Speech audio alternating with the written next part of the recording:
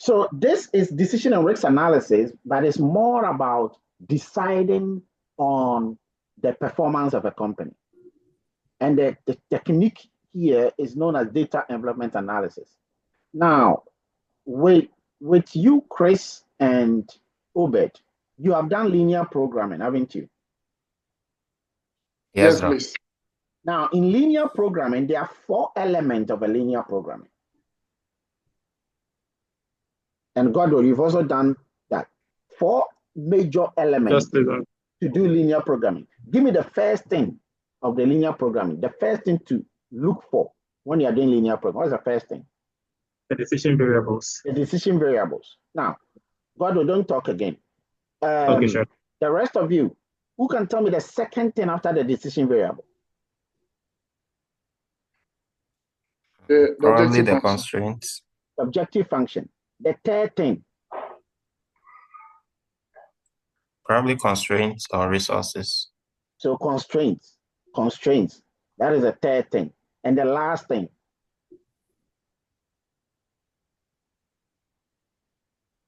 Albert, did you know these things? Yes, Doc. Okay, tell me the last thing then.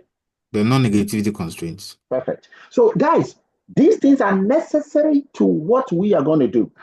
All of these are necessary to what we are going to do. Because the envelopment analytics embodies this thing in this language. And it uses this to determine the efficiency of decision-making. All right. So I'm not going to go through all of these meanders. I just want to show you. So first, we are going to look at what is decision and risk analysis, just to refresh your mind, and then why assess the performance of companies. Okay, what are DMUs? What is efficiency? What is technical? And then all the difficulties in assessing the efficiency of decision-making units. So what is decision analysis? It's an analytic and systematic approach in studying decision-making. Okay, it helps companies to decide to maximize their utility, maximize their performance in the presence of risks and uncertainty. It helps them to make risk-informed decisions. Risk-informed decision. So if you make a good decision, it's subject to rationality. It looks at all the available options. And then you come out and not just coming out with subjective,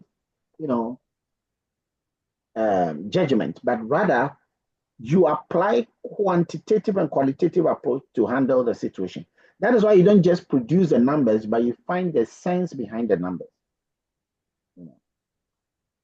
And doing decision is very hard. Making a decision is very hard. But decision analysis helps you to act with confidence because you've made a decision based on analytical, qualitative, and quantitative approach. Now, one tool for making decision and risk analysis is assessing the relative efficiency. Now, relative efficiency analysis is used to compare the efficiency of 2 or more units that produce the same output level or produce the same service. And our goal is to identify which unit, which system is the most efficient in terms of the resources used to produce the needed service. So you want to be able to understand the connection between decisions. And that is why you're going to see that the companies we are going to be dealing with are known as decision-making units. Decision-making units. You can check these books and then particularly this reference. This reference, you have to get it and download it because we'll be talking a lot about it. Okay, so let's look at efficiency analysis and the rationale for doing decision efficiency analysis. Why do you think that companies have to be efficient? Or why do you have to analyze the efficiency of a company? And you are going to see the use of the word company, firms, units, decision-making units, the same thing. But you're also going to see that decision-making unit is broader than just a company. And you're going to see that it's broader. And that is why we keep using the word decision-making. Now, why do you want to analyze their efficiency? What is even efficiency? How is that different from profitability? effectiveness. What is the difference between efficiency, profitability, effectiveness, and quality? You should know that. Okay. One, it allows you, the reason why you got to do efficiency analysis is that it allows you to select the best company. But not only select the best companies, but identify the relatively more efficient companies. Uncover what is making them efficient. Identify those that are inefficient. Uncover what is making them inefficient. That is the sources of inefficiency. And what they can do to become efficient if they are not efficient. It can help you to identify areas of improvement. It can help you to target and set targets for the inefficient guy. It can even help government to make governmental policies, cut budgets, and so forth. Efficiency analysis is a beautiful way to get a research topic. Publish research topic in the area of operations research, in the area of analytics, in the area of, like, if a person wants to do a research, this is an area you can dig into and come out with a research. So if a person doesn't even know what topic to have, this gives a lot of topics, and I'll be throwing in a lot of topics in connection with this. Another advantage is that it can help managerial competition and measures of policies. For example, if you have an understanding of efficiency analysis, you will be able to make policies regarding competition in the industry, policies regarding measures and acquisition. And you see that, especially when it comes to size and retention scale. You can also identify trends and patterns of performance. You can identify, and you can predict the performance. That is analytics. You can predict performance of a company before that company achieves that performance. You don't just know the current performance level, but you can also predict the performance by looking at the trends and patterns. So we are going to examine the frontier method for assessing the relative efficiency of decision-making units. So each time you see me use the word decision-making units, we are talking about the company or the organization or part of the organization. That is why I said the DMU is broad. Now, before you undertake efficiency analysis, there are some few things you got to do. One, know which companies or which organizations or which departments or which unit you want to select. One thing about a unit is that they must be similar. They must be homogeneous. That's another way. They must be homogeneous. So the homogeneity is critical, and you will learn more about that later. The organizations under evaluation are what will create the benchmarking exercise. So you will be able to create a benchmark from among the many and juxtapose the performance of others relative to the benchmark. And sometimes you have to include other factors, not just the organization, but other factors within them. So I want you to look at a decision-making unit. This is a typical example of a decision-making. You will see some of these things even in journals. In journal writings, you will see sometimes some of these. I want to show you a certain paper that I have one that shows that. Anyway, so one thing about a decision-making unit is that you will have what is known as inputs. I want you to look at it from linear programming parlance, that this input represents the resources. And then you will also have something known as output. The output, I want you to look at it in linear programming parlance as resources, output resources. And you're going to understand why I call both the input and the output resources. And then you have the DMU itself. The DMU can be the branch, a department, a company, or a service provision organization. What it means is that there are some factors that enter into this organizational process. And there are some factors that come out of this organizational process. The factors that enter are factors that you ordinarily want to cut them down. But you need to increase them. But you ordinarily want to cut them down. And the factors that come out, you ordinarily want to increase. But there are some factors you ordinarily don't want to increase because they are bad. You see, the output can be two.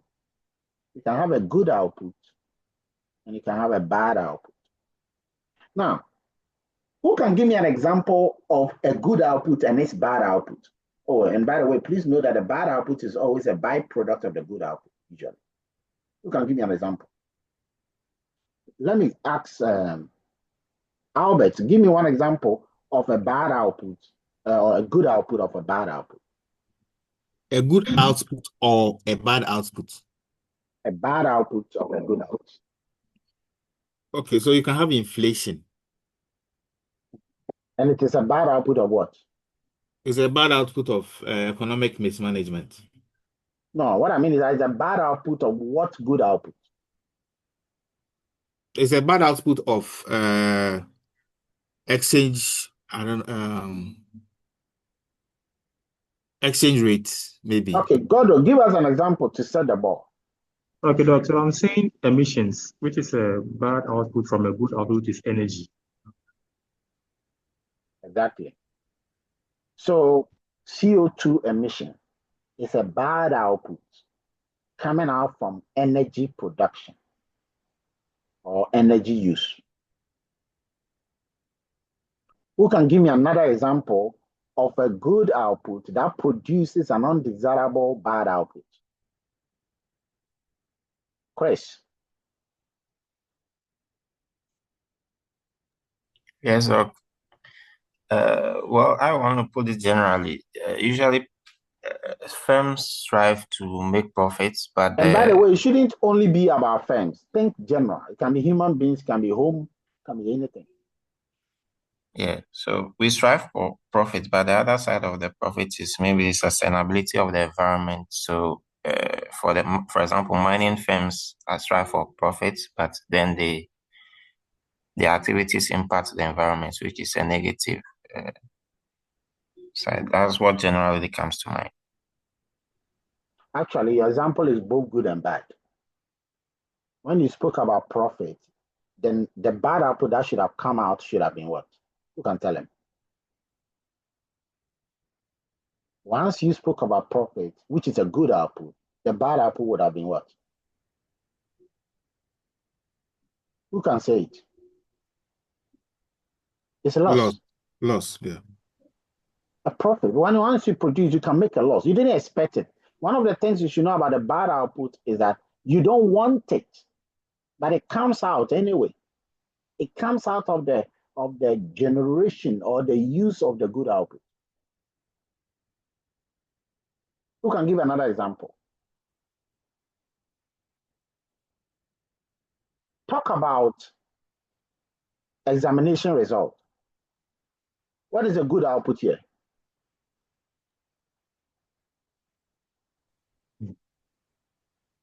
Godo. A pass. Pass. What is the undesirable output here? Maybe a fail then. A fail. So the likelihood of you having a fail is also there. Let's take another example. Rubbish is a bad output from cooking food. Once you cook the food, it's a good output. But in the process of cooking the food, a bad output will come out. And that bad output is a rubbish. Normally, you want more of the food, the good output. So you want great food, wonderful food, plenty food. But in the process of having plenty food, you will also increase the bad output. But your goal is to minimize the bad output. Another is car production. In the process of producing cars, what is the bad output here? Obed. The emission of the cars, Good. which is environmental pollution or air pollution. Exactly. So that is a bad output out of the good output. So outputs are things you want to raise, but in the process, you also come out with a bad output. Now, what the DMU is doing is to transform the inputs into the outputs. That's what it's doing here. And that is the essence of that. Now, these are examples of DMUs which are in non-profit organizations. Because anytime you talk about DMUs, you see, when you take most companies, the way they determine how well they are doing is looking at their profit margin. But how do you determine a company that is not profit-oriented? A company like the post office, how do you determine the performance of the post office? Because their goal is that they don't have systems to generate and show you the profits and the losses and things like that.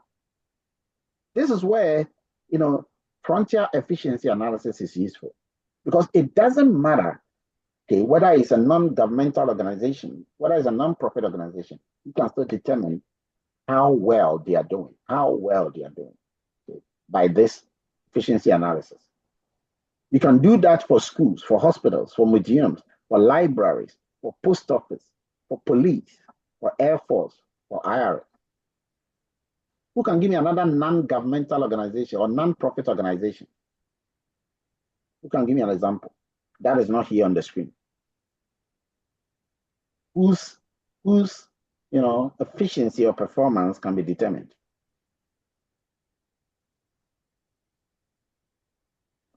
Godro. And we have NGOs as NGOs. NGOs. Yes. Okay, such as? Like mainline NGOs. Like, give me one example. Chris, Okay, so think about one example. I think the UN can be assessed, USAID, and well, they must have multiple. There must be multiple of such DMUs. Unless you are talking about the United Nations headquarters in any country. Is that what you mean? Well, the headquarters is only one. Yes, they have projects that they are doing in different countries. So Fantastic. those projects can be so assessed. You mean UN projects? Is that what you mean? UN Yes. projects. Okay, good. That could be considered as a DM. That's good because people haven't done that ever that I've seen. What else? Doc, I'll look at ministries, departments, and agencies. Perfect. Ministries. That is another. Okay. As long as you can have multiple of that and they are homogeneous in character. What else? Obed, have you given me your example? Okay, I'm the World Wildlife Fund. What is that? Oh, they are into wildlife organization. They look at animals. They are a non-profit making organization. Are there many? What I mean is that are there many of that? Because for you to be able to assess the efficiency of companies, like there must be multiple of that. For example, if you're talking about banks, there are multiple banks. So what you are saying, are there multiple of that organization? Okay. No, Doc.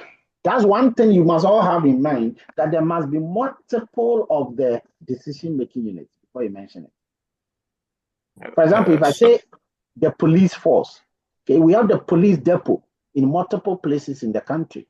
So you can now say that, yes, I want to examine the efficiency of the police depots. The IR, internal revenue offices, we have a lot of them. So yes, we can say that. So I want to ask a question. There are some institutions that, for example, ECG, if you want to assess the efficiency, there is none in the country. So in that case, how do you do the benchmarking? You can look at electricity distribution, sections. What do you call it? Electricity distribution centers. Don't you have that?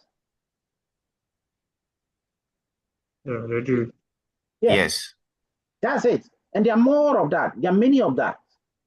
So you take different electricity distribution centers, and then you can assess the efficiency of all of them put together. Because there are multiple of that. Okay. Chris, do you understand? Are you another one who was talking? Yes, I was. So I got it. Good. But you are right that sometimes there are some you don't have, like that example he gave. If you are looking for UN, But there's another one that is common, nobody has mentioned. It's so common. Doc, please, can I talk about the Red Cross? What? The Red Cross Society. There are multiple of that. Yes. Exactly. An easy one is countries. Countries. You can assess the efficiency of countries because there are multiple. You can look at Africa and say, I want to assess the efficiency of African countries. You can look at Europe. I want to assess the efficiency of European countries. Remember, the more the sample size, the better. There are 195 countries in the world, so maybe you can assess that. So there are more of these things that you can do. Doc, what about sports clubs? Such as, give me 2 examples. Like football clubs. Exactly. Perfect. Now you're talking. You can assess football club. In fact, I have it here. I have some of them here. You see, we spoke about electricity distribution centers. Yeah, football clubs. In fact, I've seen the papers, lots of papers, assess the performance of football clubs. So you can take the Ghana Premier League. I've seen a lot of papers on English and Spanish La Liga. You can do that. Doc, please, a question. Yes. I think the football clubs, many of them are profit-making organizations. So, so do they fall here in the non-profit organizations? When you say they are profit-making organization, it's recently that they have become profit-making organizations. Oh, by the way, you are right. If they are profit-making organization, maybe that's why I also didn't put them in this non-profit organization. Maybe they are in the other one. When we come to profit, maybe you see that one. But the key point is that whether a company is a profit-making organization or not, you can still assess their performance. The only thing we are saying is that the profit-making organization used to have already a way of assessing their performance. But the non-profit organization, there wasn't a clear-cut way to assess how they are doing. And this method is one interesting way to assess how they are doing. Does it make sense? Okay. So that is for non-profit organizations. So these are some of the profit-making organizations. Branches of a bank. And then the bank themselves. Farms. You see, so many African countries, you have a lot of subsistence farmers. But outside, in Europe and other places, they have farms well organized farms, and there are multiple of that. Fuel stations, petrol stations, restaurants,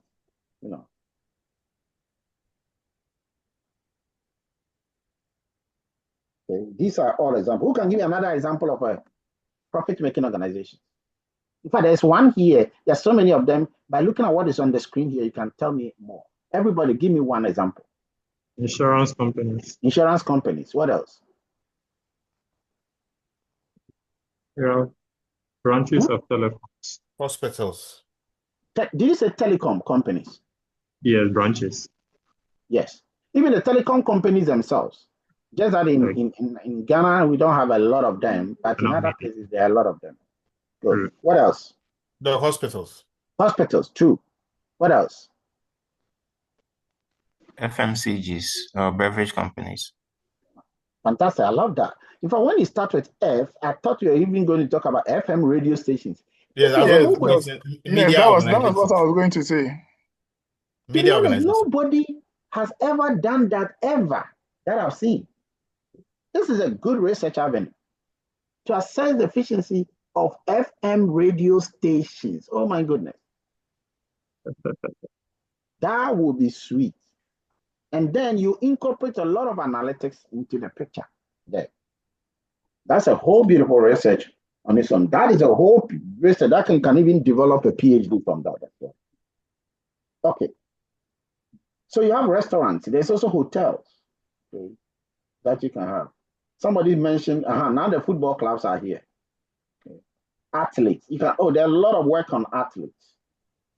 So you talk about the number of goals, the person has taken, the number of runs, the number of this, the number of that. You can create um, a resources constraint for each one of them. Airlines, airports, water distribution center. The key point is that don't forget there must be multiple of the decision-making units. That's the first one. And secondly, it must be possible to identify the inputs and the outputs of the company, what is known as the resources and the outcomes, the resources and the outcomes of the company, of the organization. So look at it from this perspective, that if you want to be able to assess efficiency, you must have the resources, which is the input, you must have the outcomes. Okay. The resources can be employees. Normally, it starts with standard microeconomics. We'll come to the input and output deeply. But the standard microeconomics, if you have done, all of you have done economics for business before, do you know the basic two major microeconomic inputs? Who can tell me? Think labor and capital. Perfect. That's it. Labor and capital. So these two are necessary for most efficiency analysis. Maybe different versions of it, but they must be there.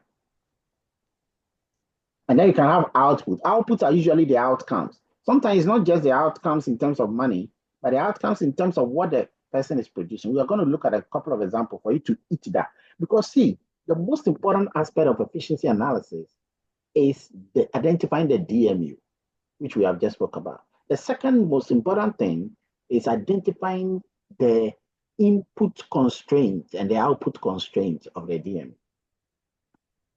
Okay. So let's try to now go to that second step. Once you have the DMUs, what next? Once you have the organization, the units, the decision-making unit, you choose a set of performance metrics that characterize these things. For example, if I enter into the establishment, whether online or physical, what will let me know that this establishment is what you said you are? Because if I enter a secondary school, it will be different from if I enter a university. Do you guys agree? Give me two different features of a secondary school that are different from that of a university.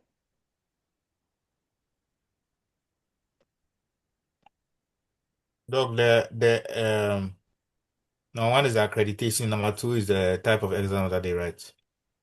Accreditation, type of exams. Okay. Yes, but I'm talking about when we speak about a university, what are the major things that characterize a university different from the major things that characterize a secondary school? It's obvious. Right. Okay, the attire, the uniform they wear. Hey, Kofi. Yeah, even though you have a uniform they wear, the thing is that it's going to be difficult to even quantify the uniform they wear. I want you to think also about quantitative things. The level of learning in the university is one with higher than that. Again, it's difficult to quantify what you're saying. Data, data, data, data, data. One of the first things is that you will know that a university will have lecturers. A secondary school will have teachers. True or false? True. True. So you see, and are these quantifiable? Can you identify the number of lecturers and the number of teachers? Yes. Yep. What is another thing?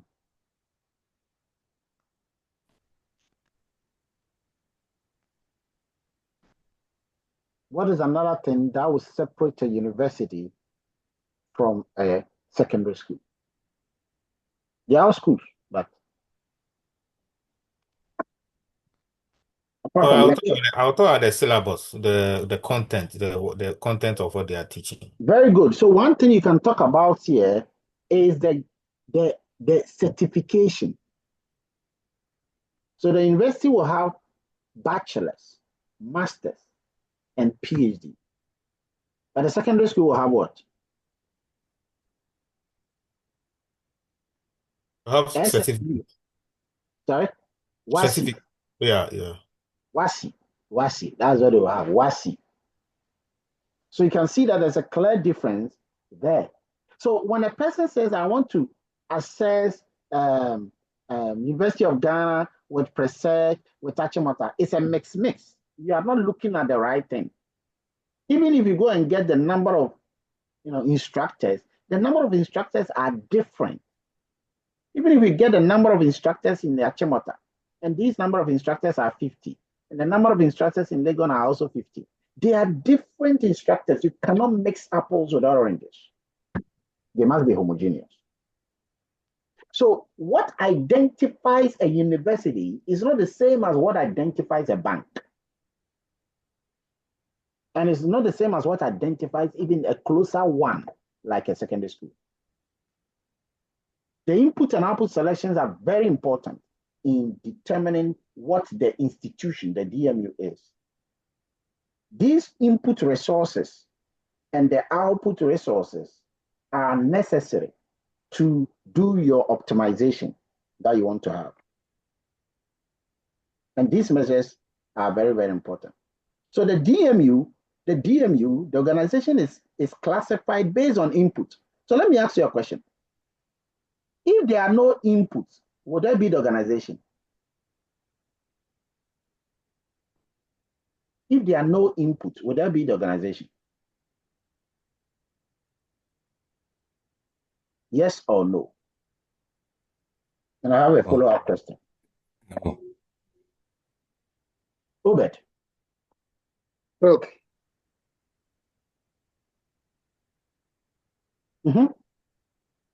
If there are no inputs, will there be our why? Is it a tricky question?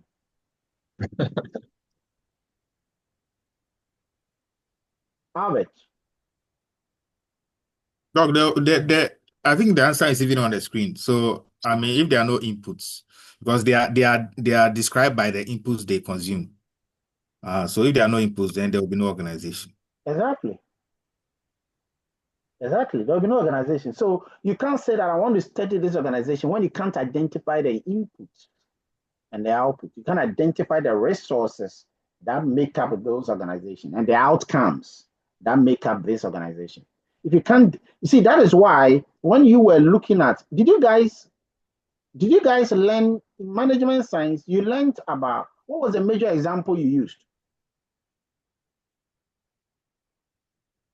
Who taught you management science? Is it Banuru or Todazi? Banuru. Okay, so he had in your two variable case, he had an example he used. What example did he use? What do you remember that the company was producing? Which example do you remember? Example I remember was milk and Franchuku. Did you But guys that's have, Dr. Asari. that was mine. Yes. But he Yes. must have used a different one. What did you use? We did several examples. Give me one that you remember instead of several. Furnitures. Furniture. So which specific furniture did he use? Chairs and tables. Chairs and tables, good. So that chairs and tables, they were the outcomes. But then there were resources. What were the resources that were used? Some were wood and metals. Wood and metals, what else?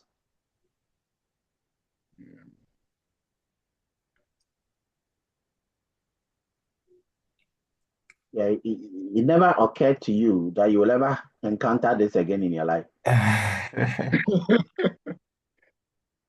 Okay. So Use labor as well. What? Right. I think there was labor workers. Good. So you have labor, you have metals, okay, you have wood, and then you have these other resources that are producing the chairs and tables, and you had another one. You have chairs, you have tables, and I think benches or something. But those things are what make you know that you are dealing with the furniture company, isn't it? Exactly. Without that, Yeah. For example, when we go into football, what are the inputs and outputs you can be thinking about? Football clubs, you said. Mention some of the inputs and outputs. So the players, number of players. So players are one. What else? So the facilities. You got to be clear there. By facilities, what do you mean? The stadium. Stadium. Good. So now you're talking. You have a stadium. What else? The coaching staff. Coaches. Okay. The coaching staff. Very good. So these are all the resources there that you've spoken about. Now, what are the outcomes? What are the outputs there? The scores. The wins and the losses. Okay. The scores. The wins and the losses. This, when you check most of the efficiency analysis, that's what they use. Okay? The wins and the losses. But what else? There's something more. Outcomes. Sale of players. Sale of players. So income they generate. And then the advertising money they make. The endorsements they get. Sometimes you can look at even the trophies, if there's any. The trophies they win, exactly. So you see, when you think, you'll be able to get always the resources and the outcomes, the inputs and the outputs. And these are very important because you are going to be creating input constraints and output constraints, resource constraints, outcome constraints from this. All right. This process is known as benchmarking. Now, in linear programming, you remember that the unit of assessment was how many? Chris, how many? Unit of assessment. Yes. When you are analyzing a particular linear programming problem, the units of assessment are how many? It's only one. Exactly. Here we are talking about how many? A lot. So one of the differences you will notice about this efficiency analysis or this DEA technique is that the unit of assessment are multiple, as well as the fact that, of course, you have multiple resources and multiple outcomes, multiple inputs and multiple outputs. And that is why this is very useful for benchmarking analysis, but linear programming is not useful for benchmarking analysis. Why? Because linear programming is comparing one's business process and performance metrics to an industry best, or you're comparing it with other firms. So you're comparing how you are doing relative to how others are doing.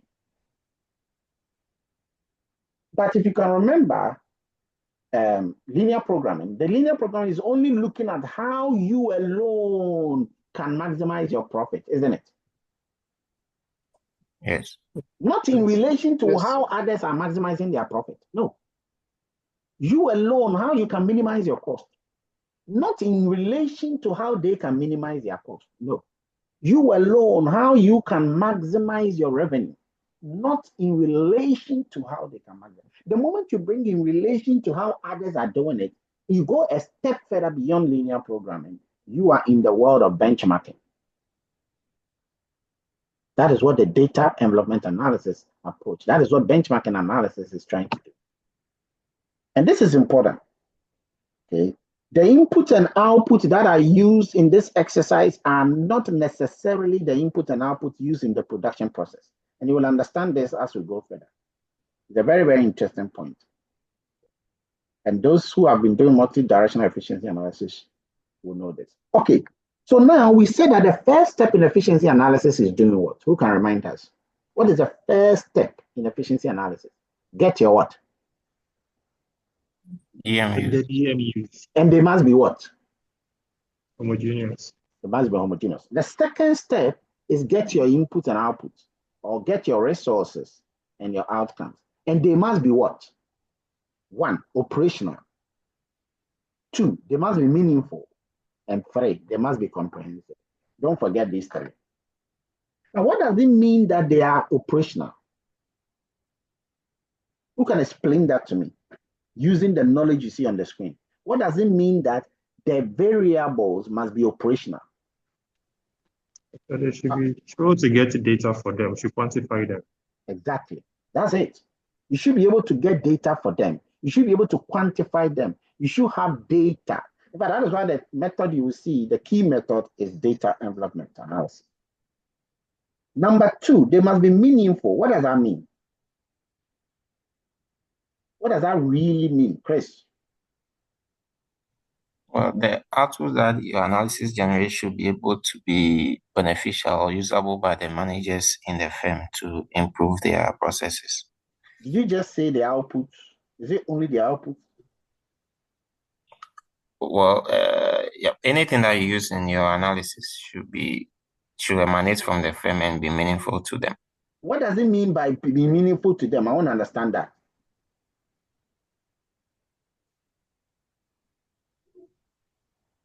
Obed, what does it mean by be meaningful to them?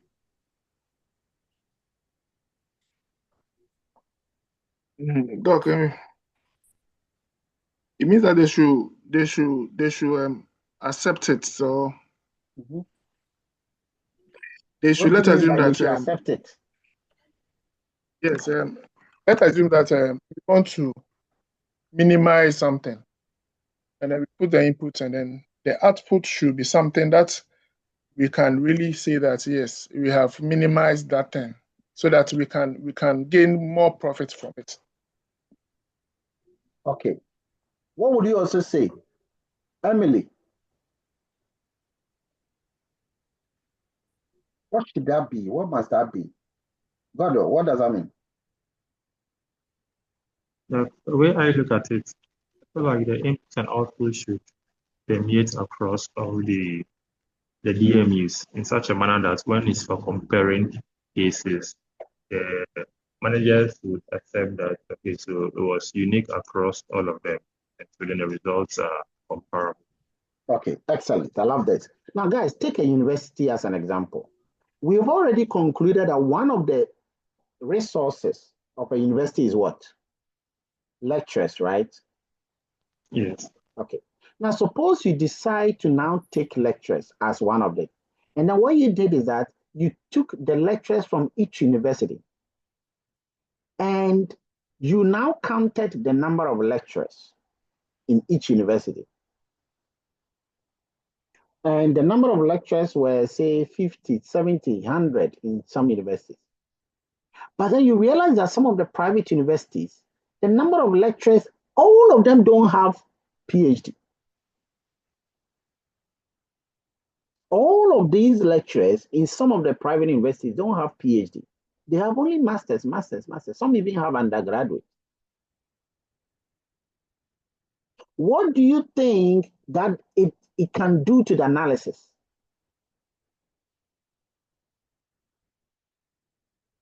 Will it be meaningful? I get the point. It becomes like secondary school then. And so the meaningful aspect here means that it must be something that is agreeable by all the participants, not just by one participant. So the other lecturers in the University of Ghana and Cape Coast and others should say that, oh, it doesn't matter, even if they have what? Master. They should all agree. And then they themselves, who are also in this private school, must also say, oh, it doesn't matter. Once they all agree that it doesn't matter, that is acceptable. You see, there are certain things that are acceptable already. So you don't have to argue. For example, if you pick lecturers in the University of Ghana and you pick lecturers in the Cape Coast, it is all in agreement. They are all having PhD, so there's no wahala. So, Doc. Yep. Can I say that it should meet standard? That is the standard we all, or the benchmark, or the standard we have all putting in place. Exactly. The question is, who set that standard anyway? So there must be, when there's a disagreement, there must be a regulatory body that would have set that standard. Or if there is no regulatory body, then the management must have agreed. When you have the slightest of doubt, you should know. In fact, that's why I have a video here that would detail. This video is quite a long video where it details a lot when you're doing your research, what goes into the input and output. Okay. Now, finally, it must be comprehensive. The resources and the outcomes must be comprehensive. What does that mean? It means that it must account for all the relevant input and output. It shouldn't be just what you feel. So, for example, let's assume that you decide to take some 3 inputs, but the inputs are 8, but you don't want to have so many inputs. So in this case, then you have to select those that are relevant. Now, who can tell me how one can determine those that are relevant? Guys, who can tell me? There is a subjective way of determining, and there's a quantitative way of determining. Who can guess? Those resources that are relevant resources.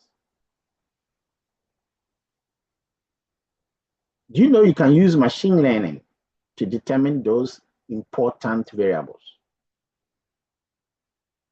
Take note, this is a new area of research that you can do.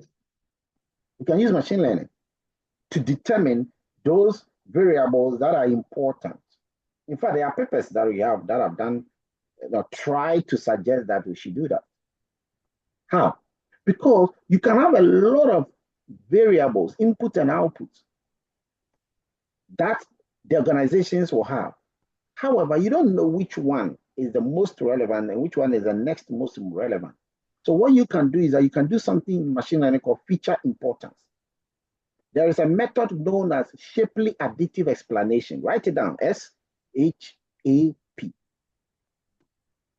It can help you to determine which variable is the most important in generating the outcome. And so you will now be able to cut down that. Sometimes people can use principal component analysis. It's good, but the problem is that it might not give you the numerical values you need for each input and output. And it has to be for each company anyway, each organization. So using the machine learning one, particularly, methods like boosting methods and bagging methods will help you a lot. These are ways you can use today. I mean, these are new ways I'm talking about, new ways that even have to be explored. And this is a new area of research that you can dig into. But the key point is that it must be comprehensive. It must capture what managers would have agreed, but it must also be enough. Not too many, not too less, but comprehensive. So when we now say that, okay, what are the input and output of the university? You said it, lecturers is one. You said research publication is one of the outputs, but research funding, the funding is one of the input. Okay, so now we have lecturers, or let's say we have academic staff, and then we have administrative staff. Don't forget administrative staff. Okay, these are key. Then we have the research funding. Okay. Then he said you are done. Somebody said, no, you have to include the buildings, the fixed assets. So yes. Now it becomes comprehensive. It must get to a point that, okay, there's no other input to incorporate. Then you know that you've done the right thing. Guys, remember, applying efficiency analysis to a new area like churches, which has never been done before, is a novel application. Okay. I told one guy to do churches some time ago. The guy started and he said that the churches said that you are coming to know our money. But he got to one church and the church showed them they were making 1 billion cedi in just 1 week. Does the University of Ghana make that money? God. In 1 week. 1 week, one church. Oh, I'll mention the name. The accountant showed him the amount. He said, this is what we made last Sunday. Do you know the kind of affair people are doing? 1 week. Mm-hmm. So every 1 month they're pulling about 4 billion. We should assess their efficiencies. We should. Chris, do you follow what we are saying? Yes, Doc. These are new areas that nobody has done it before, by the way. And this is a very unique application of efficiency analysis. Okay. Now, what do you do with the inputs, the resources, and what do you do with the output? Well, for one, you use linear programming to minimize the inputs and still maintain the output. That's what efficiency analysis is doing. And then you use the same linear programming to maximize the output whilst keeping the input constant. Or you can still use linear programming to minimize the input and maximize the output at the same time. So smaller of the input levels and larger of the output levels will indicate that you are doing well. And that will signal your efficiency, your performance. So when you start to do linear programming, to do efficiency analysis, have it at the back of your mind that you are not assessing one company like LP would do.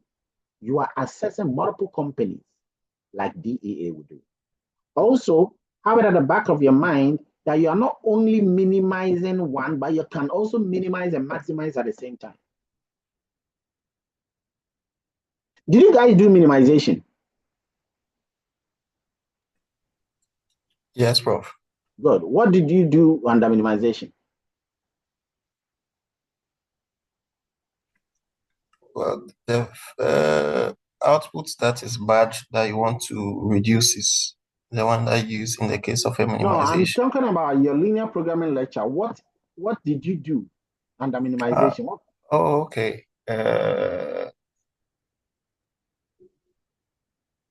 Don't worry if you don't remember. So we're minimizing costs. Exactly. That is usually one of the things that you do. You minimize cost most of the time. But you know that it's not only cost you can minimize. What do you think? Keep it in your mind. What are some of the things in linear programming you can minimize in terms of apart from cost? Apart from cost and loss. Distance. Distance, exactly. We were minimizing distances. What else? There was something else. It starts with T.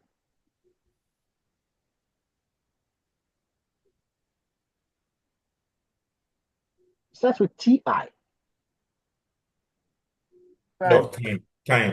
Time. So you can minimize the time it takes to move items from one place to the other. You can minimize time because the shorter time is very, very useful. But there are other things you can minimize.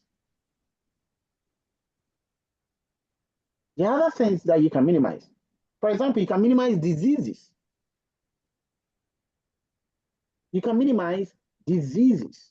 You can minimize corruption. You can have a corruption, you can have a linear programming problem where there are several corruptions detected in A, B, C, D places. And the goal will be to minimize the level of corruption.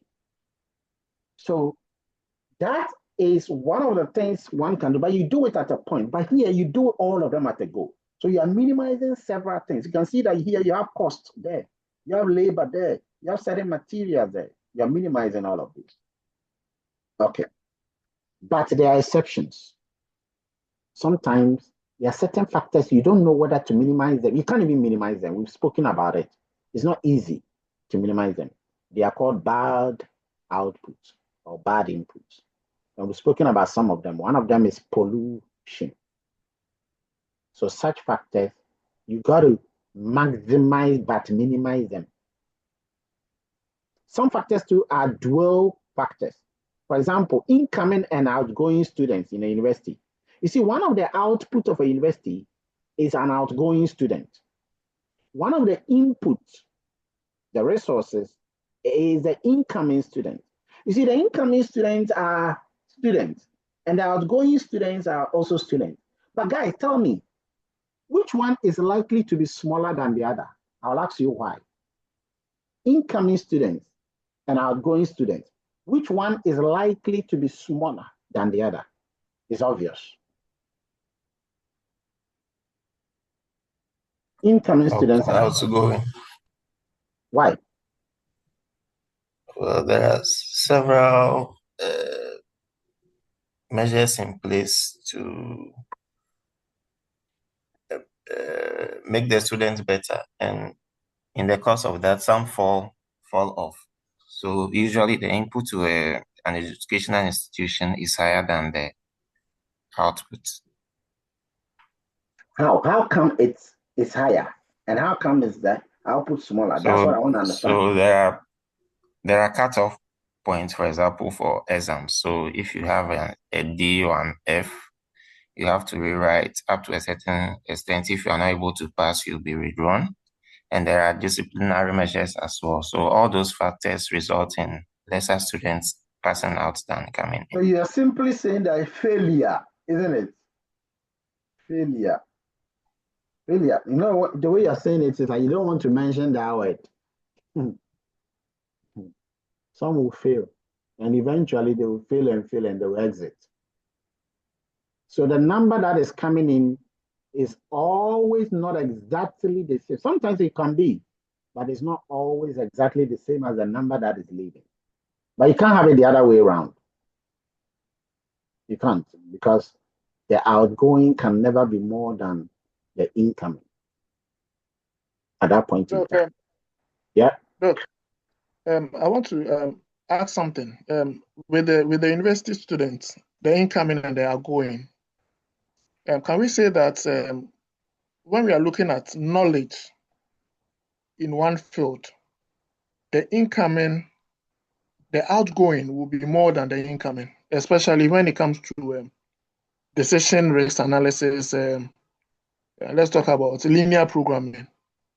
When you are coming in, you don't know all these things. But when you are going out, yes. Of course. Okay, you're talking about the abstract factor. Yeah. So even within one person, the person's knowledge level has increased. That's what you mean? Yes, please. Exactly. Yeah. It's difficult to measure it. You know that? Yes, it is. Numerically. Yeah. It's difficult to measure it. So that is why, some papers don't agree with just using the number of students, but they rather love to use quality of students. But the quality of students is determined more by the certificate. There's a worry when it comes to this. That's one thing that is in debate in the education literature. And in terms of deposit, there's also a debate there. Okay, if you ever do work, I'm doing some work with Emily on deposits and things like that. And here is a fact. Deposits, is it an input of a bank or an output of a bank, guys? Is it an input of a bank or an output? Input. Okay. Because you take the deposit and you convert the deposit into loans. So the deposit enter the bank and they leave as loans. So when they enter the bank, it's an input. When they are leaving the bank, it's an output. Therefore, they come out as loans. But then, would you want to reduce deposit or increase deposit? You can tell me. Bank, they would like to increase deposits. They would like to increase deposit. What do you do with an input? You like to reduce the inputs. So is deposit an input or output? That's controversial. Yeah, that's why, deposit has always been a debate. So in this case, there are models to handle deposit. You gotta have to use either an intermediation model, and based on that, then deposit becomes an input. But if you use a production model, then in this case, deposit becomes an output. Especially when you have a country where people want to do deposit mobilization. The banks are doing a lot of deposit mobilization. They wouldn't want to reduce deposit. Okay. However, if you treat deposit as an intermediary, it's just an intermediary between lenders and savers. Okay. So savers just come to put it there, lenders just take it there.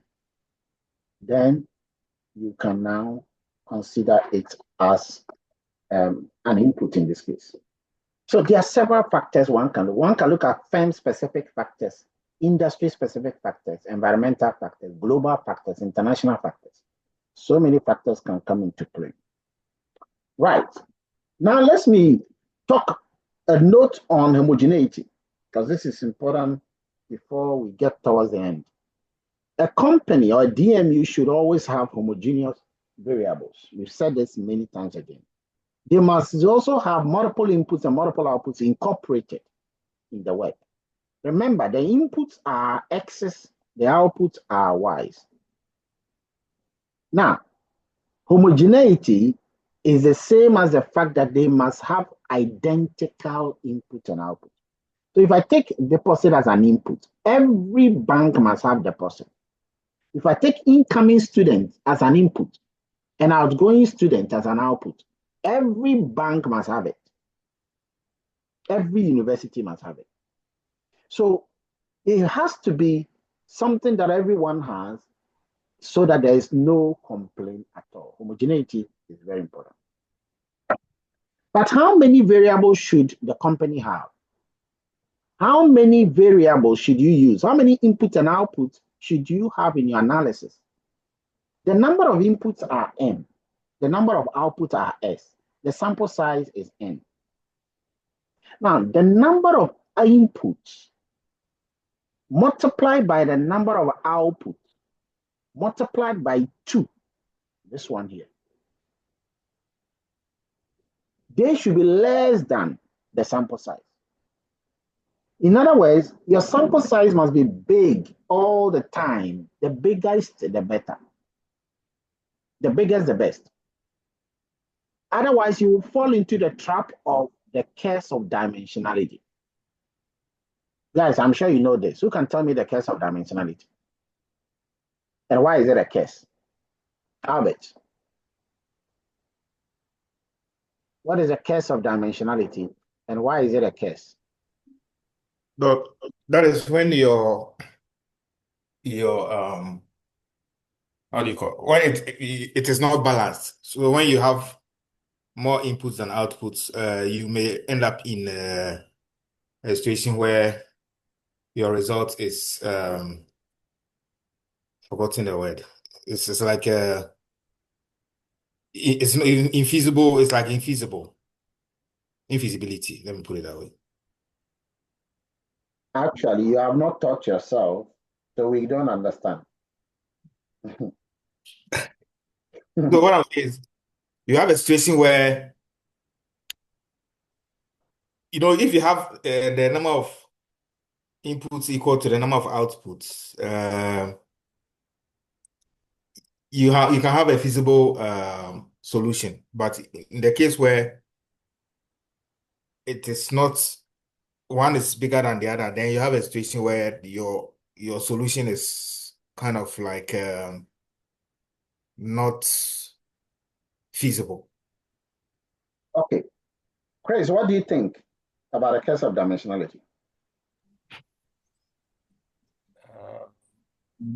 The case of dimension, I think it's a situation where the entities you are looking at have varied features. And so if you are using more and more of it, it exponentially increases. The features exponentially increase. And whatever model you have might not be able to account for all those features.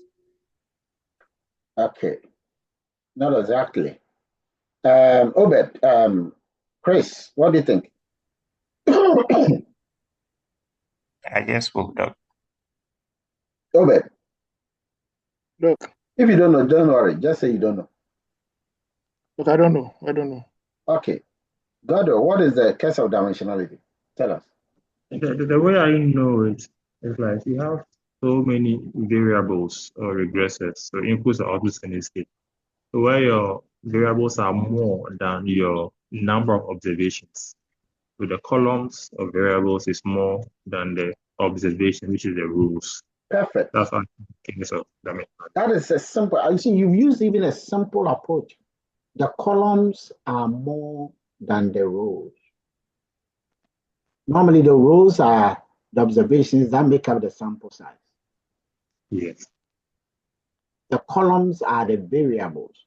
So in this case, your input and output resources, that you have, if you have 3 inputs and 3 output resources, that is 6. In that case, your sample size must be way more than that 6. Your observations must be more. So there are rules of thumb that have been suggested a lot in the literature. Okay.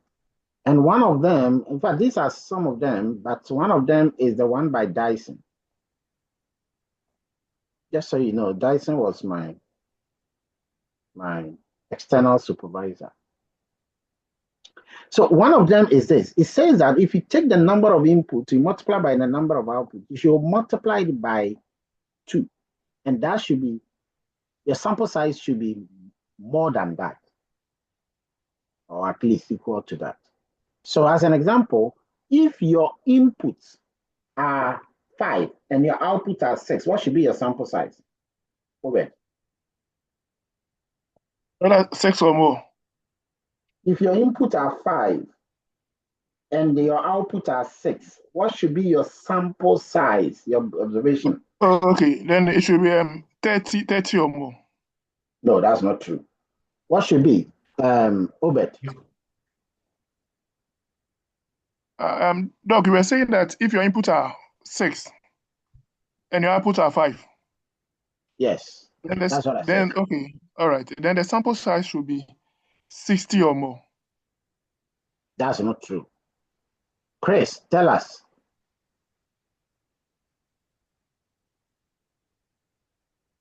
Yes, 6 and 5. 6 times 5 is 30, times 2 is 60. So 60 or more.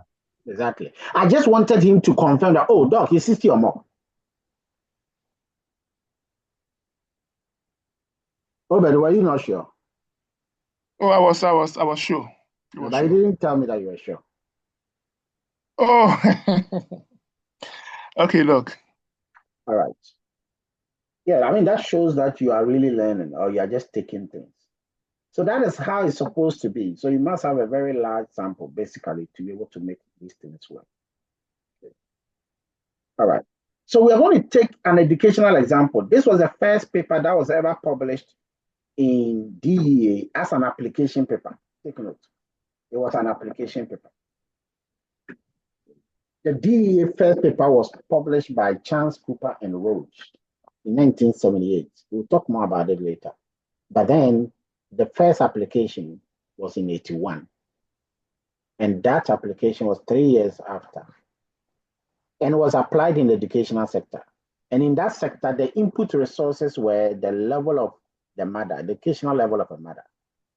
You see, they were trying to determine the academic score of a student, the English score, the mathematics score, and things like that. And so they needed inputs and outputs that would determine these. So they needed input resources that would determine these output resources so that they will be able to rank, these students, their efficiency performance or the efficiency performance of the schools, of the secondary schools, or call it program follow through. So one of the inputs was educational level. It was one of the input resources. Then of the mother. Then the highest occupation of the family member according to the prearranged rating scale. The parental visit index was there because the number of times a parent visits the child might improve or determine the score, the academic score of the student. Then you also have another factor, which is parent counseling index. Interesting things that was going on there.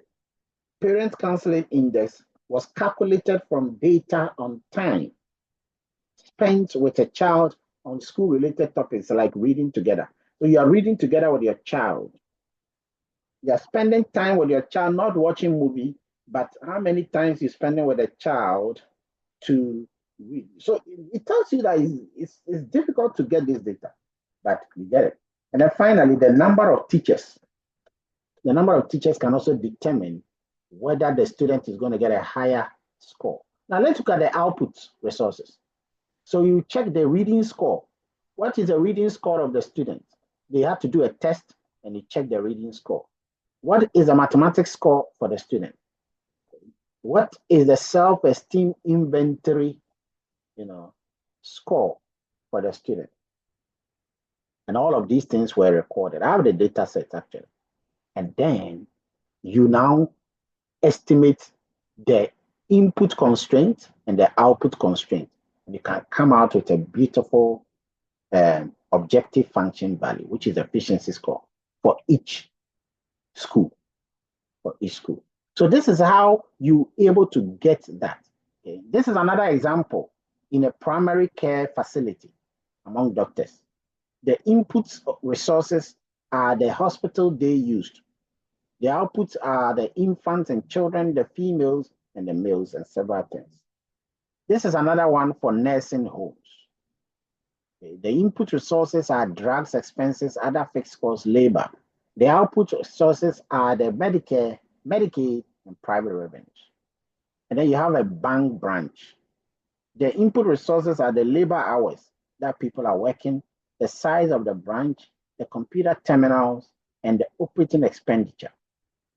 And these are supposed to be combined to produce the number of transactions, credit transactions, deposit transactions. Remember, this is a branch of the bank. Then universities. I gave you an example, the number of faculty members. Okay. And then you also have the amount of funds, it's like research funds, obtained from the public-private endowment fund. Okay, so these are the input resources. Then the output will obviously be the number of graduates. Okay, we'll call that outgoing students. Okay, and then the annual salaries of the graduates. It's quite interesting. Okay, you can get this data in some places. In our place, do you think we can get the annual salaries of graduates? Guys, do we have it? It's difficult to compile. And if you have it, why will you give it out? Like when you look at your chibum and that small coin, you don't even want somebody to even know. But if there is a way that, there is an institution that collects these from companies, from HR management section of the companies, then the company can give that without keeping the. In fact, that is one thing, salaries. Okay. We can look at factors that can determine, some of this. In fact, there have been studies that have looked at that. Okay. And just so you know, you can look at factors that determine the salaries of people. That would be nice. You can use a lot of regression models to do that. And then, of course, you also have the number of publications, as usual. It's an output. So there are several ways you can determine the input and output of an organization. And the key point is you got to master it. Okay? You got to eat into the data. In fact, this morning, one of you joined. One of you joined. Was it Obed who joined the class with me and one student? Yes, that was me. What did you see there? Okay, let me. So the little I heard, it was a comparison between factors and a variable. Okay. Yeah. So this guy, what he has done is that he's collected the data. He doesn't even understand the data he has. He has so many variables. He had about 19 different variables. He doesn't know which ones are categorical, which ones are numerical. So we have to go through, and then he helped him. We pick each variable. Then he has to understand the industry sector of the variable. So sometimes you want to study an industry, and yet you don't even understand some of the terminologies they use in that industry. And so you have to understand it first. Then you realize that the way some of the data have been written are bad. Instead of 3.5, they've written 3.5 WK. They've added a unit of measurement to each one. And some of the unit of measurements are capital letters, some are. So a lot of exploratory data analysis have to be done. A lot of data pre-processing has to be done. And then we have to now determine which ones are the inputs, which ones are the outputs, and all of that. So many things. Mathematically, you can formalize the input and the output. So I wanted to see each DMU, decision-making unit, as consuming M different inputs, where I is from 1 to M. If you don't understand, let me know. And then S different outputs. where R is from 1 to S.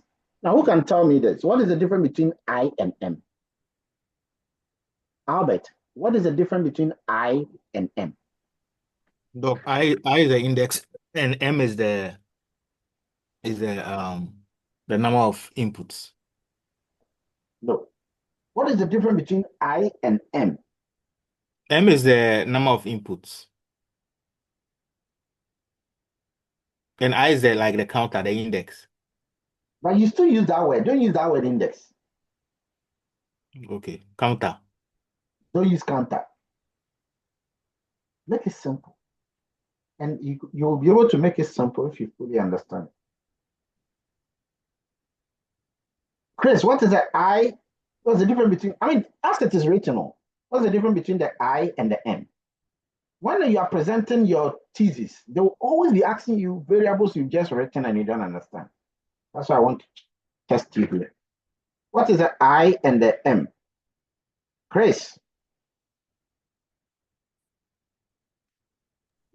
Yes, Doc. Usually, if you are writing notation, let's say if it's M subscript I, then you'll be counting from 1 up to the total number, as you said, M. But you can't write M subscript M. So I think for notation purposes, that's why I is there. Oh. Let me go to Obed.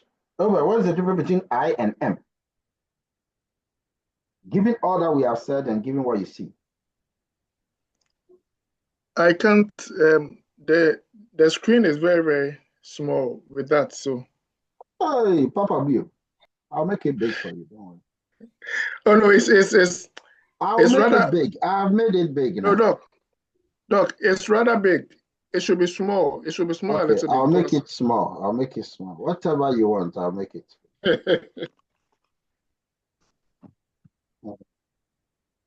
I should make it smaller again. Okay, Doc, don't because I can't see the other screen. But you wait. You can't see what I've written. Yes. My screen right now. But let's go to Godwin. Godwin, tell them what is the difference between the I and M. So M is the number of inputs. The number of inputs. Where I ideally I would have said the number of DMUs, but as I look at the I, it means that the I is just the count of the inputs starting from 1 to M. You have also not made it simple. Doc, can we just say I is the first input? No, I cannot be the first input. I get what you mean, but I cannot be the first input. And M is not the number of inputs. No, M is the total number of inputs. It's different thing. I is one of them. One of those inputs is I. And M is the total number of all the inputs. Is that what you had in mind when you said M is the number of inputs? Yes, actually. Yeah. But you didn't bring the word total, so it wasn't clear as to what you mean by the number of inputs. Yeah. And because you couldn't also tell us what the I really is relative to the M, it makes it. So question I have for you. Can M be I? Can I be M? Which one?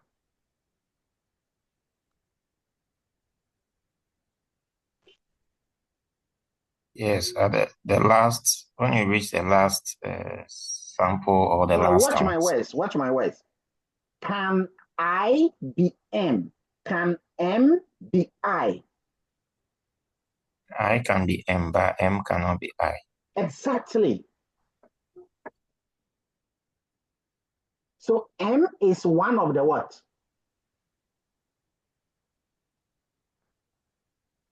One of the inputs. And one of the inputs is what? One of the inputs I. is what? I. Guys, get this. Because you are going to see bigger summation formulae, as we go further. Okay. So I is one of those inputs. So our input 1 is I. Input 2 is I. Input 3 is I. Input 4 is I. Input 5 is I. Input number M is I. And M is the total number of input as well. So take note of that. The same thing will be for the S. We always use the M for the input and the S for the total number of outputs. Remember, M is the total number of inputs. S is the total number of outputs. And I is one of them. Okay. So on the basis of that, we can refer to Xj as a vector of inputs or an input consumption vector. Take note, because these are key when we come to the formulation. So when you take this, what do you think? Okay, so what is M here? What is M here? What does the M stand for? We're back again. What does this M here stand for?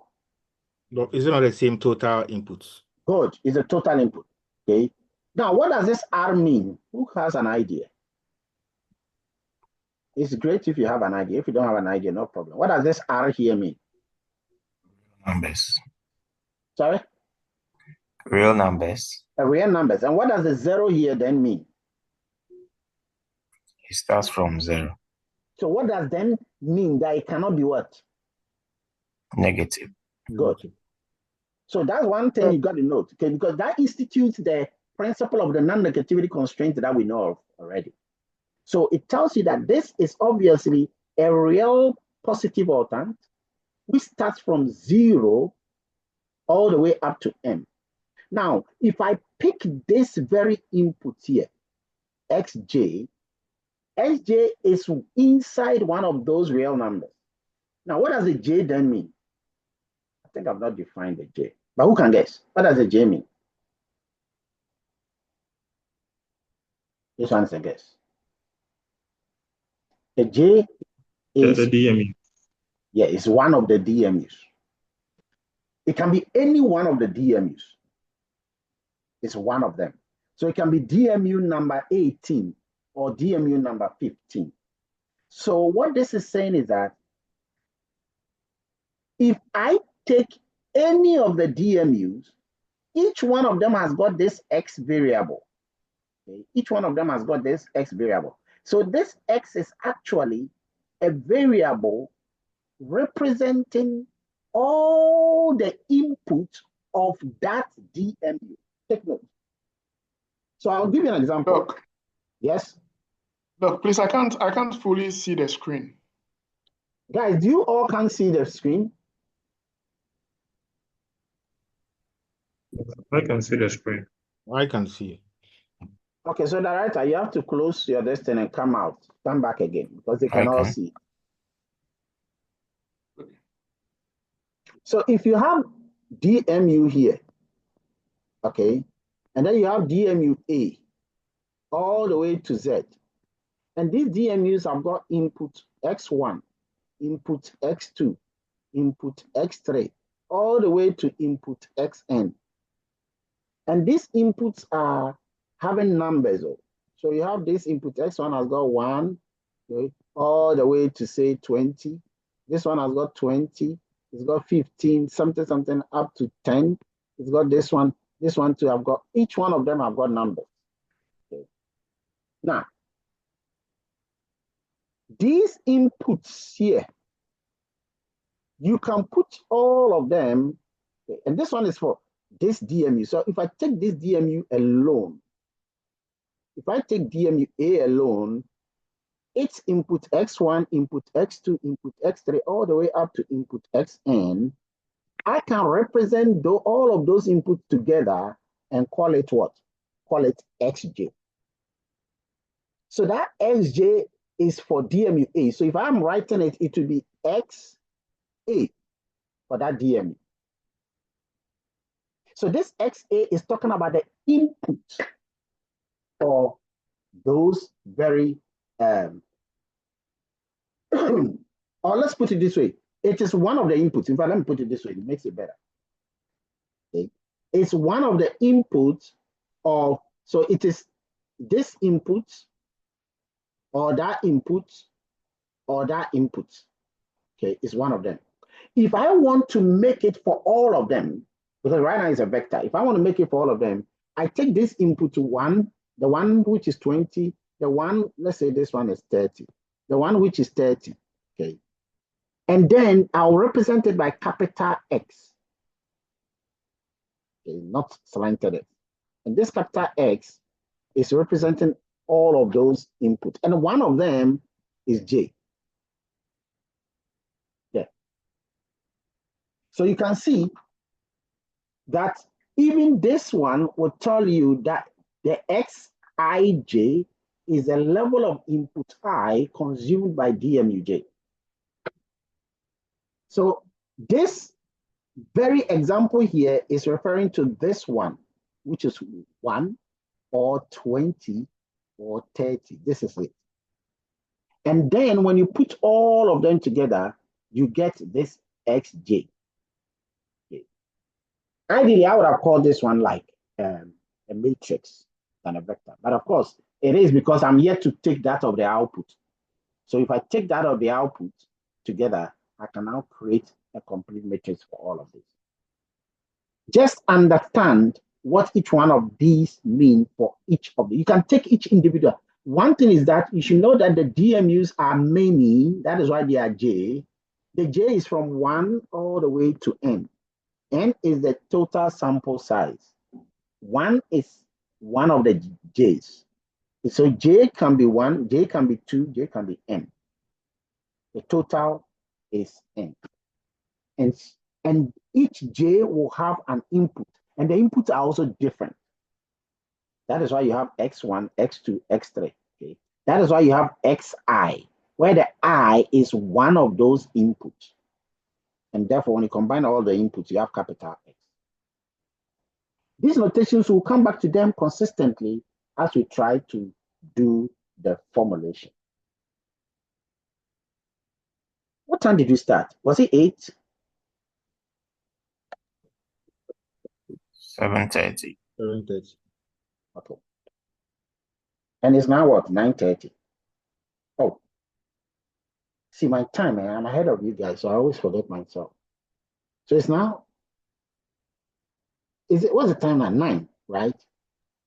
Yes, 9. Okay, all right. So we are going to the final step in efficiency analysis. Who can remind us of the first 2 steps? The first 2 steps.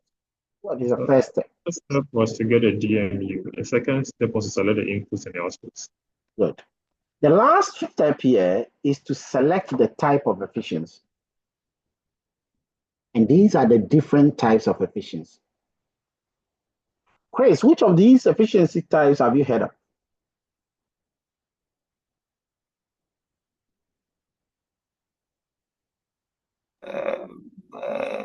Technical, I've heard of technical. And that's about it. Okay, you've not heard about scale efficiency. No. Neither have you heard about scope. No. Neither have you heard about profit. No. Now, the higher the level, the deeper the level of efficiency, the higher you are going there. And these are all different levels of efficiency. The most common one is technical. Okay. So you got to select which one you are going for. Godwin, which one did you select? So, what is my thing? Scale.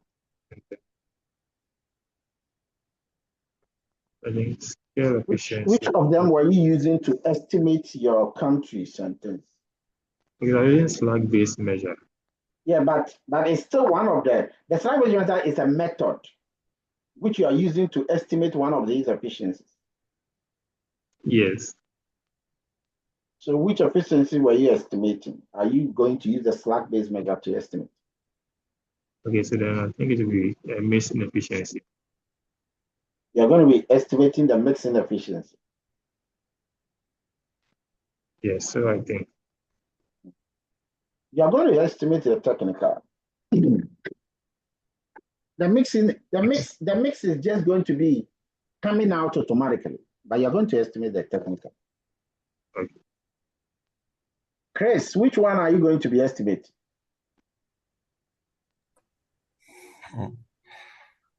Yeah, thinking about it. I don't have an idea out of it. Okay.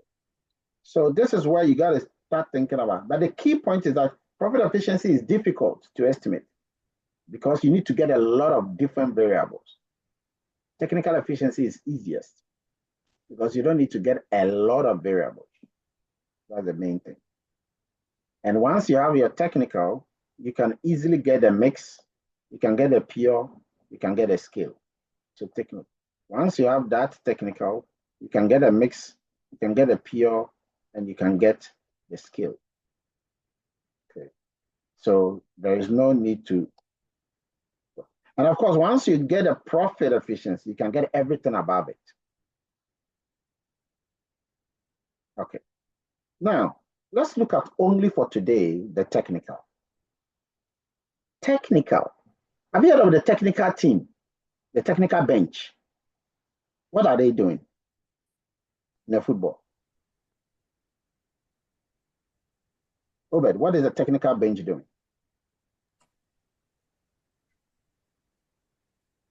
Look, the technical bench looks at the strategy and the play of the team. Moreover, they also, most of them also look at the tactics of the team. Okay. So when the team wins, this winning is attributable to who? Albert. When the team wins, the winning is attributable to who? Well, I think it's attributable to the players most of the time, but I mean the technical team, they are behind the scenes, so people sometimes don't see their efforts. So sometimes the praise goes to the team for performing well. Okay. Actually, that is not really the case. The winning is normally attributable to who? Who gets the praise? Look, most often it's the coach who also forms part of the technical team. That's it. It's the coach. When the team fails, Ghana team in failure, who is blamed?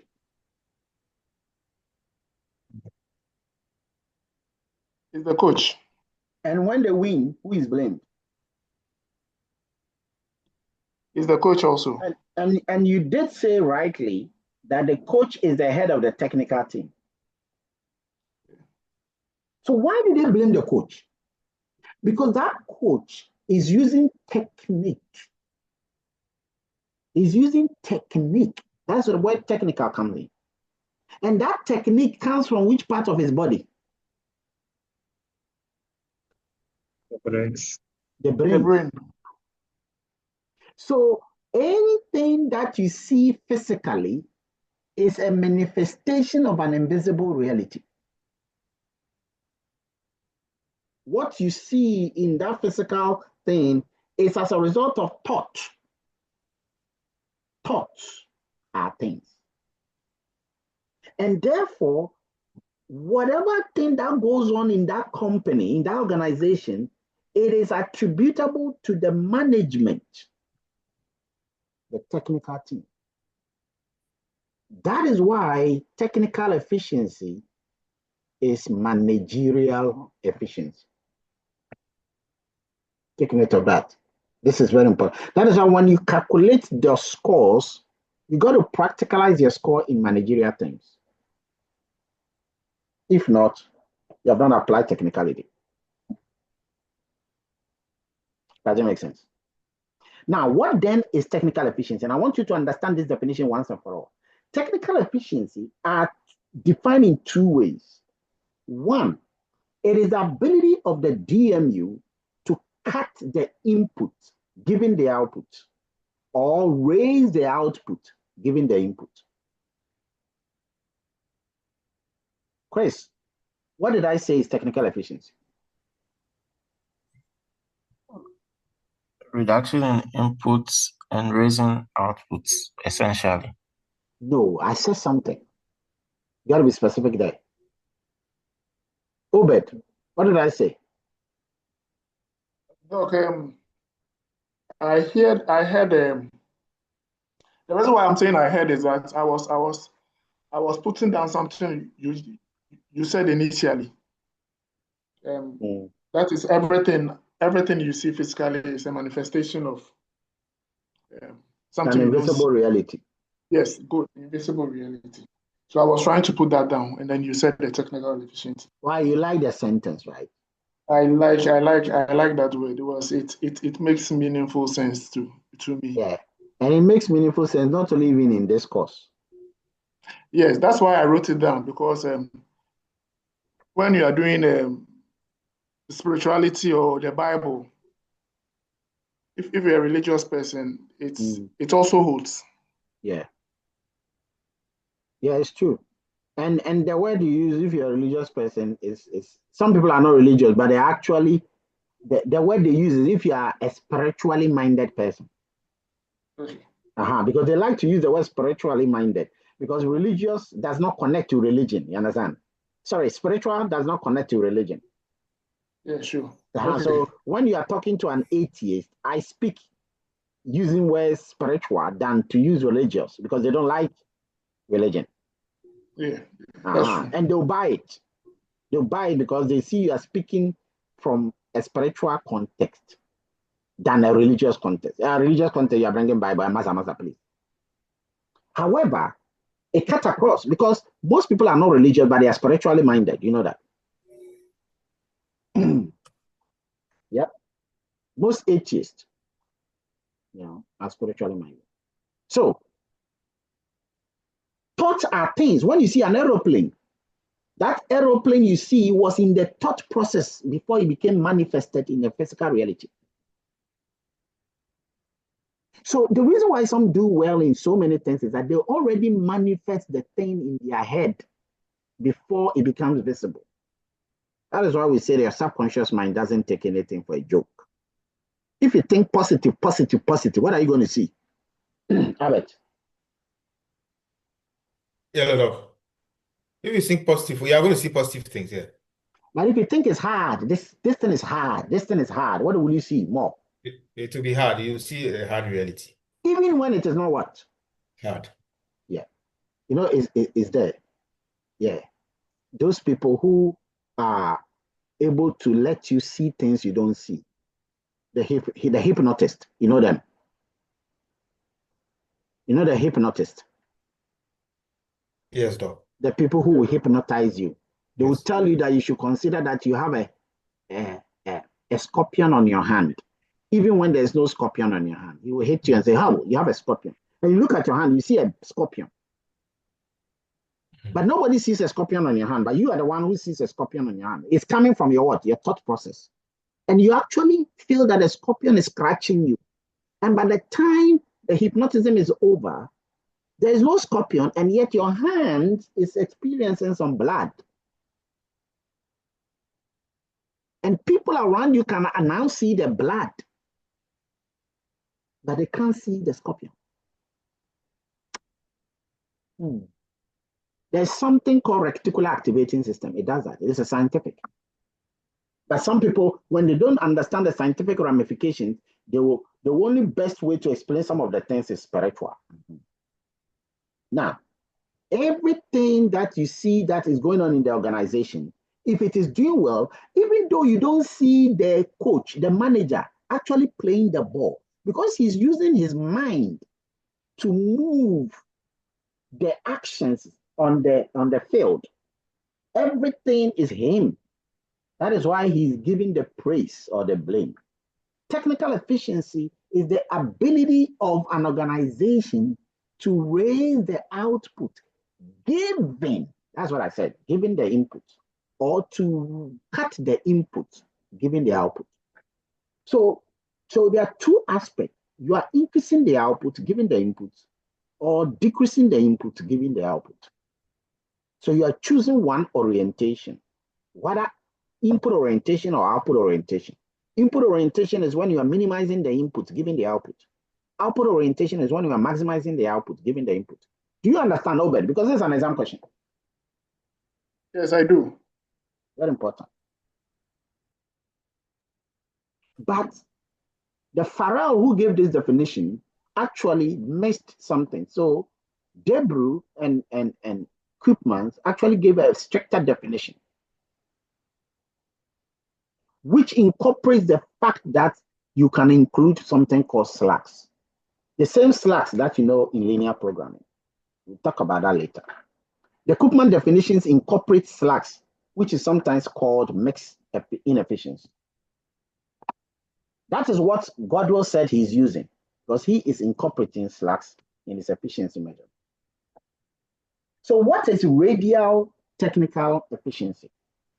Radial efficiency or radial technical efficiency, I've said it, is the ability of a firm to reduce all the input, but reduce the input equiproportionally, radially. The word radial means equiproportional. Write it down. Radial means you are maintaining the ratio. That's radial. Maintaining the ratio. So look at this. You have X and Y graph. What does a 45-degree line do?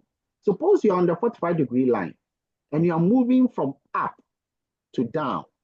What is happening to the ratio of the X and Y? They are the same. They are the same. As long as you are moving towards the origin. The word towards the origin is the meaning of radial. You know, the word radial comes from the word what? Who can guess? Mathematicians. The radius. Radius. What is a radius? What is a radius? It's when you know etymologies of words, it helps you to understand the words. What is a radius? A line from the center of a circle to the circumference.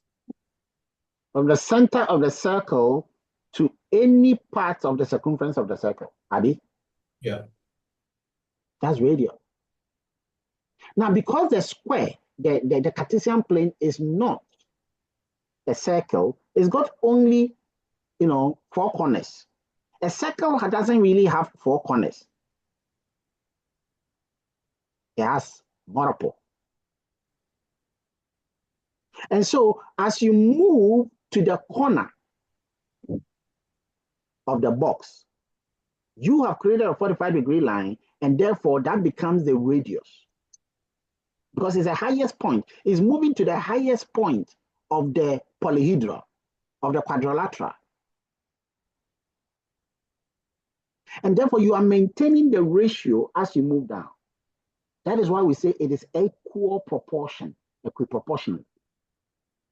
So technical efficiency, what it's doing is that it is maintaining. So if you have the input, see, if the inputs are 4 here and the outputs are 8 here, if you reduce the inputs by 20%, the output will also be reducing by 20% because you are maintaining the proportion of reduction. And the same way, if you are increasing, if you are going this way, then you are increasing the proportion, the same thing. See, as you are moving from here upward, what you are doing is that you are increasing the input and you are increasing the output. So what technical efficiency is doing is that it says that whatever you are doing to the input and whatever you are doing to the output, it must be in the same percentage. This is radial efficiency. It's not non-radial, it's radial. And of course, when all the inputs and all the outputs are being increased at the same time by the same proportion, then we are talking about non-orientation, okay? Because you are increasing, you are reducing the inputs and you are increasing the outputs at the same time. I can stand here and move leftward, I'll be reducing the input, but the output is constant left. And I can stand here and go up, I'm increasing the output, but then the input is constant. Yeah. But when you do increase, when you go this way, rather, okay, what we call the hyperbolic direction or the directional distance direction, in that case, you are increasing the input. So you are reducing the input and raising the output simultaneously. That is non-oriented. The first one is input orientation. The second is output orientation. Then you have both input and output orientation, sometimes called non-orientation. But I want you to understand the definition of technical efficiency. So when we say somebody is efficient, technically efficient, mathematically, what it means is that he has been able to reduce most of his input than you. That is why he is more efficient than you are. Or he has been able to raise his output more than you have. And that is why he is more efficient than you are. Understand the definition of, and this efficiency is attributable to intellectual or technical knowledge, know-how, managerial, mental, skill sets. So you have skill set, you have knowledge, you have proficiency.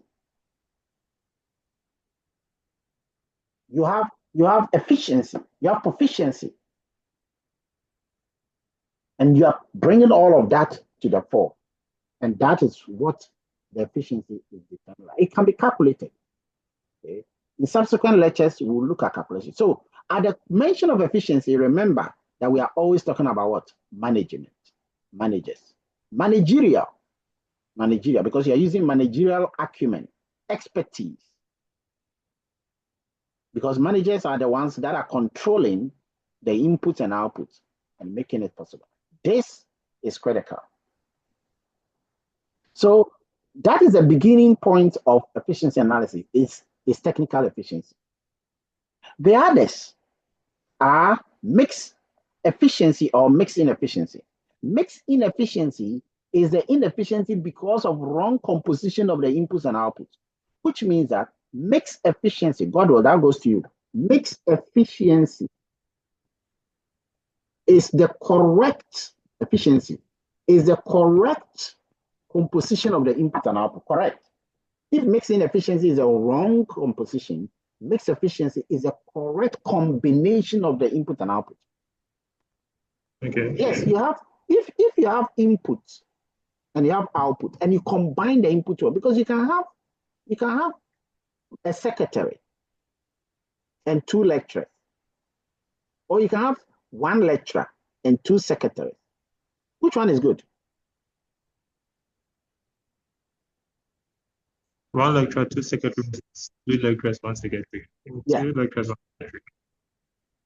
So that thinking process.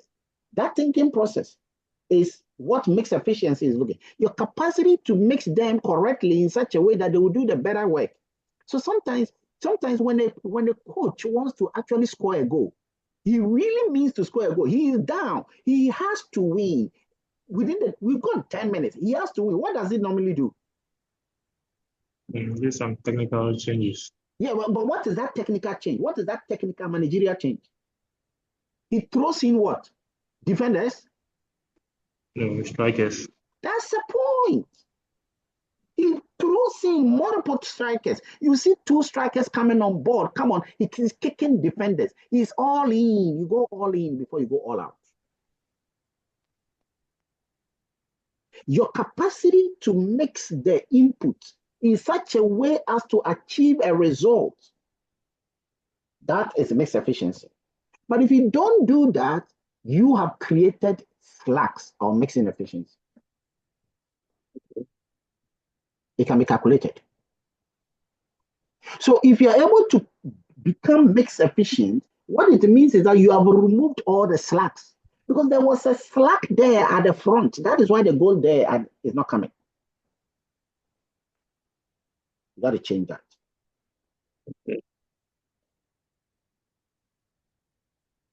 So mixed efficiency is very, very key. And sometimes some people mix it in the literature. They don't study it. It's one interesting area to look at. Now, what then is pure technical. We've spoken about technical efficiency. We said technical efficiency is management. But technical efficiency is management. But what is pure technical and how is that different from skill? Watch it. Pure technical is a technical efficiency devoid of scale effect. Guys, I'll ask you this, so it's important you know this. Obed, what is the difference between pure technical efficiency and technical efficiency? Now listen, technical efficiency has within it a skill. So I'll give you an example. You see, part of the reason why the coach is winning consistently is because he's smart. His technical team is great. They're applying knowledge, skills, expertise, all of that. Great. But did you know also that behind the scene, the coach is being given money to buy the players he wants? So there is a buffer. There is something behind the scene. There is a structure, a skill that is helping that coach to do what he's doing. Therefore, the technical efficiency is not pure. It's not pure. Because there is a skill factor driving the efficiency upward. So when you want to decompose that technical efficiency, let's try and find out the pure part and the skill part. The pure part is that part where even though the skill is not good, it's like sending a student to Drabesomia Secondary School. That school is so bad, the teachers are not great, the school building is not good, there is no electricity in the place, there is hunger in the place, and yet this guy came out with 7 A's.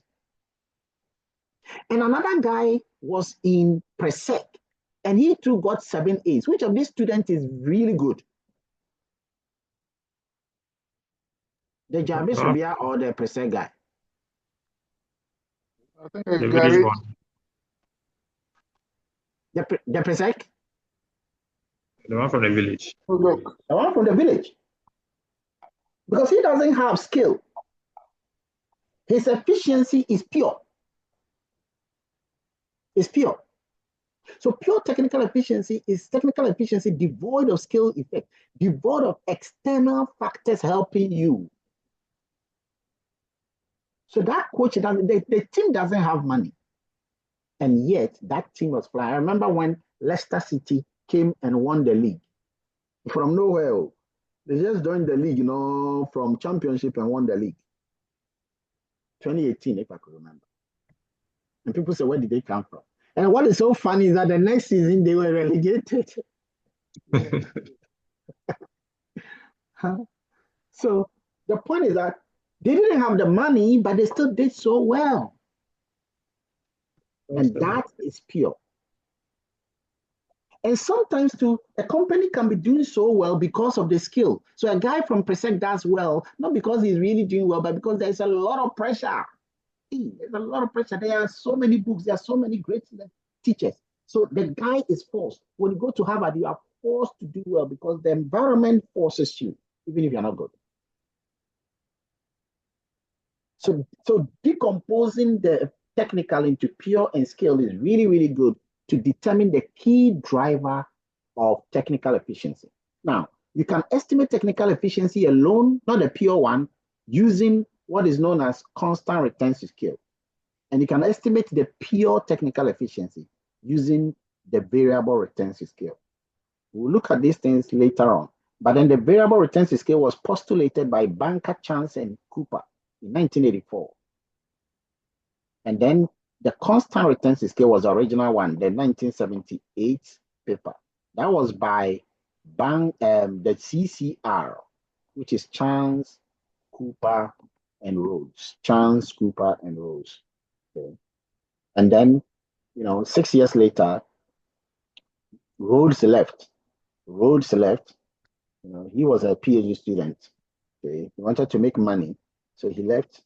And then Banker came in to join these two CCs.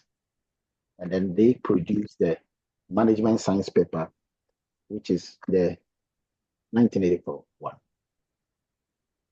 It's an exciting, environment to understand what is going on here. So understand pure technical efficiency and scale efficiency. It's very important to understand that.